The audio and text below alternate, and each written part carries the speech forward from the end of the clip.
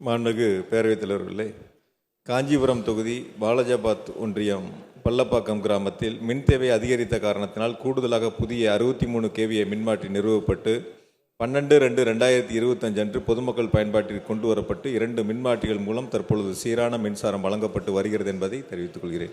மாண்புமிகு உறுப்பினர் எழிலரசன். மாண்புமிகு பேரவைத் தலைவர் அவர்களே, இக்கேள்வி 2023ஆம் ஆண்டு எழுப்பப்பட்ட கேள்வி என்பது இப்பொழுது எதையும் கேட்கின்ற அத்தனையும் வழங்குகின்ற ஆட்சியாய் நம்மளுடைய கழகத் தலைவர்களுடைய ஆட்சி விளங்குவதால் அது நிறைவேற்றப்பட்டு இருப்பதாக மாண்புமிகு அமைச்சர் அறிவித்திருக்கிறார்.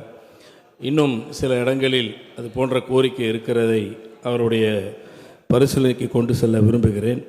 காஞ்சிபுரத்தில் காமாட்சி அம்மன் சன்னதி தெரு, அருட்பெருஞ்செல்வி தெரு, ரயில்வே சாலை, SMG நகர், திருவீதி Pallam, Thirupparthi Kundram, Ambedkar Nagar, Vigneswarar Nagar, Sevilimedu, DVAC vigilance office, Kalaiyanur, Thenambakkam, Vishnu Nagar ஆகிய முக்கிய இந்த பகுதிகளில் எல்லாம் அதிக அளவில் மக்கள் தொகை பெருக்கம், கூடுதலான மின் தேவை என்ற வருகிற பொழுது அங்கே குறைந்த மின்னழுத்தம் ஏற்படுகிற காரணத்தினால் கூடுதல் மின்மாற்றி அமைத்து தந்து அதை நிவர்த்தி செய்வதற்கு அரசு என்று அறிய விரும்புகிறேன்.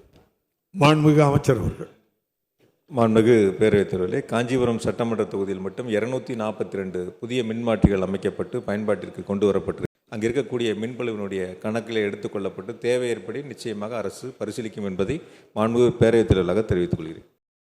மாண்புமிகு பேரவைத் தலைவர்களே, ஒட்டுமொத்தமாக காஞ்சிபுரம் மாவட்டத்தில் அதிகரித்து வருகின்ற மின் தேவையை கவனத்திலே கொண்டு துறையினுடைய ஆய்வுக் கூட்டத்தில் அவருடைய அதிகாரிகளுடைய கோரிக்கைகளை ஏற்று மாவட்டத்தில் காஞ்சிபுரம் மாவட்டத்தில் மட்டும் 7 புதிய துணை மின்நிலையங்கள் அமைப்பதற்கும் ஒரு துணை மின் நிலையம் தரம் உயர்த்துவதற்கும் மாண்புமிகு முதலமைச்சர் அவர்கள் அனுமதிகளை வழங்கியிருக்கின்றார்கள். அந்த 7 புதிய துணை மின் நிலையங்களிலும் காஞ்சிபுரம் சட்டமன்ற தொகுதிக்குட்பட்ட அந்த பட்டுப்பூங்கா பகுதியில் ஒரு 110 துணை மின் நிலையம் அமைப்பதற்கு ஏற்கனவே அனுமதிகள் வழங்கப்பட்டிருக்கின்றன. எனவே இந்த ஆண்டு அந்த பணிகள் எடுத்துக்கொள்ளப்படும் என்பதை மாண்புமிகு பேரவைத் தலைவராக மாண்புமிகு உறுப்பினர்களுக்கு தெரிவித்துக் கொள்கிறேன்.